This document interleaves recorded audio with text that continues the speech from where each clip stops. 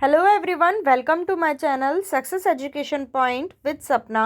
इस वीडियो में आज हम हिंदी क्लास 8 का चैप्टर नंबर है 3 पार्ट 3 जिसका नाम है बस की यात्रा। इसके लेखक का नाम है हरिशंकर परसाई। इस पार्ट के आज हम क्वेश्चन आंसर्स प्रश्न उत्तर देखेंगे इस वीडियो में। तो चलिए शुरू करते हैं वीडियो को लाइक ज़रूर करें। चैनल पे नए हैं तो सब्सक्राइब ज़रूर कर लें चैनल को, क्योंकि ये चैनल आपकी काफ़ी हेल्प करेगा। रोज़ इस पर जो है यूज़फुल वीडियोस अपलोड होती हैं, तो चैनल को सब्सक्राइब जरूर कर लें। बेल आइकन को प्रेस करें जिससे नेक्स्ट वीडियो की नोटिफिकेशन आप तक तुरंत पहुंच सके। तो चलिए शुरू करते हैं इस वीडियो को। सबसे पहला प्रश्न है, मैंने उस कंपनी के हिस्सेदार की तरफ पहली बार श्रद्धा भाव से देखा। लेखक के मन में हिस्सेदार साहब के लिए श्रद्धा क्यों जग गई? तो इसका उत्तर हो जाएगा, लेखक के मन में हिस्सेदार के लिए श्रद्धा इसलिए जग गई क्योंकि बस के टायर घिस कर बिल्कुल खराब हो रहे थे। परिणाम स्वरूप पुलिया के ऊपर बस का टायर पंचर हो गया था, जिससे बस जोर से हिलकर रुक गई। अगर बस तेज गति से चल रही होती तो अवश्य ही उछलकर नाले में गिर जाती। इससे अन्य यात्रियों के साथ साथ उसकी जान को भी खतरा था, पर वह जान को जोखिम में डालकर यात्रा कर रहा था। जैसे उत्सर्ग की भावना उसके अंदर थी, वैसे अन्यत्र दुर्बल थी। उसके साहस और बलिदान की भावना के हिसाब से उसे क्रांतिकारी आंदोलन का नेता होना चाहिए था। दूसरा प्रश्न, लोगों ने सलाह दी कि समझदार आदमी इस शाम वाली बस से सफ़र नहीं करते। लोगों ने यह सलाह क्यों दी? तो इसका उत्तर हो जाएगा, लोगों ने यह सलाह लेखक को इसलिए दी क्योंकि वह जानते थे कि बस की हालत बहुत ख़राब है। रास्ते में बस कभी भी और कहीं भी धोखा दे सकती है। बस यात्रियों को गंतव्य तक ठीक से पहुंचा ही देगी, यह कहना मुश्किल था। गंतव्य का अर्थ होता है जहां हमें जाना है, हमारा जहां रास्ता है गंतव्य। ठीक है। तीसरा प्रश्न है, ऐसा जैसे सारी बस ही इंजन है और हम इंजन के भीतर बैठे हैं, लेखक को ऐसा क्यों लगा? तो इसका उत्तर हो जाएगा, लेखक को ऐसा इसलिए लगा क्योंकि जब बस को स्टार्ट किया गया तब पूरी बस जोर की आवाज़ करती हुई हिलने लगी। ऐसे में लेखक और उसके मित्रों को लगा कि जैसे सारी बस ही इंजन है और हम इंजन के अंदर बैठे हैं। अगला प्रश्न, गजब हो गया, ऐसी बस अपने आप चलती है, लेखक को यह सुनकर हैरानी क्यों हुई? तो इसका हो जाएगा, लेखक को यह सुनकर हैरानी इसलिए हुई कि देखने में तो बस अत्यंत पुरानी खटारा सी लग रही थी। उसे देखकर विश्वास नहीं हो पा रहा था कि यह सफ़र तय कर सकेगी। इसी कारण उसने कंपनी के हिस्सेदार से पूछा कि यह बस चलती भी है। तब उन्होंने कहा कि यह अपने आप चलती है। लेखक की हैरानी का कारण यही था। ठीक है। अगला पांचवा प्रश्न है, मैं हर पेड़ को अपना दुश्मन समझ रहा था, लेखक पेड़ों को दुश्मन क्यों समझ रहा था?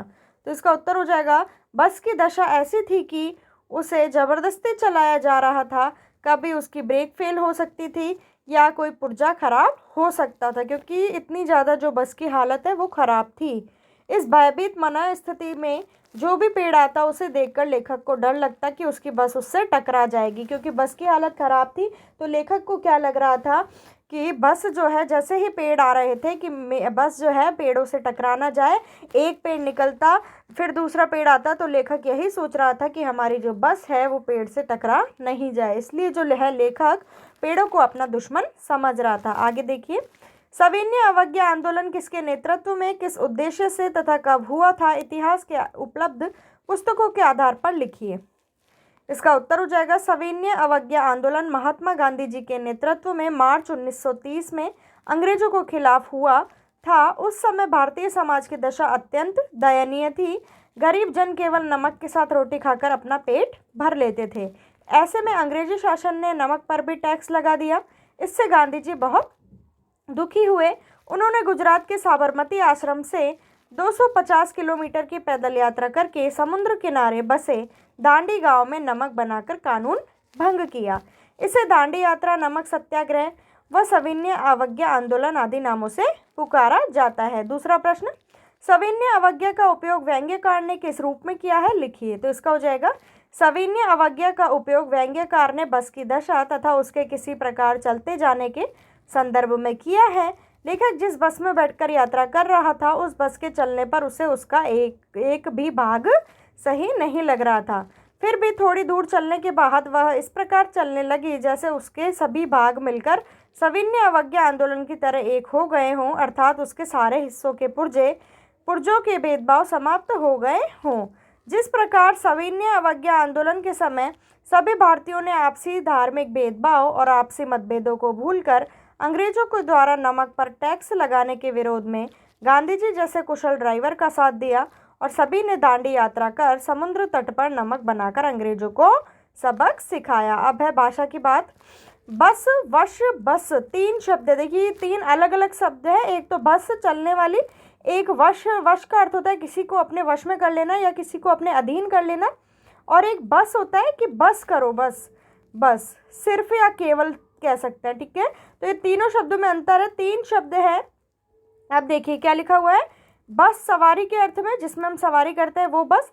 वश जो है वो अधीनता के अर्थ में, किसी को अपने अधीन कर लेना। और बस पर्याप्त के अर्थ में प्रयुक्त होता है, प्राप्त, केवल या सिर्फ। ठीक है, जैसे बस से चलना होगा, मेरे वश में नहीं है, अब बस करो, कि कितना बोलते हो, कितना खाते हो, बस करो। ठीक है, वो वाला बस। ठीक है, उपयुक्त वाक्य के समान तीनों शब्दों से युक्त आप भी दो दो वाक्य बनाइए। तो देखिए, पहला है सवारी के अर्थ में, चलती बस से उतरने का प्रयास नहीं करना चाहिए। दूसरा, बस चलते ही ठंडी हवा के झोंके आने लगे। ठीक है, दूसरा है अधीनता के अर्थ में, ईश्वर की इच्छा मनुष्य के वश में नहीं है, ये वश हो गया। ठीक है, आजकल संतान पर माता पिता का वश नहीं चलता। अब तीसरा हो जाएगा सिर्फ के अर्थ में, बस करो, ये दूसरा बस आ गया, बस करो कितना बोलोगे। और दूसरा हो गया, अरे भाई अब बस भी करो कितना खाओगे।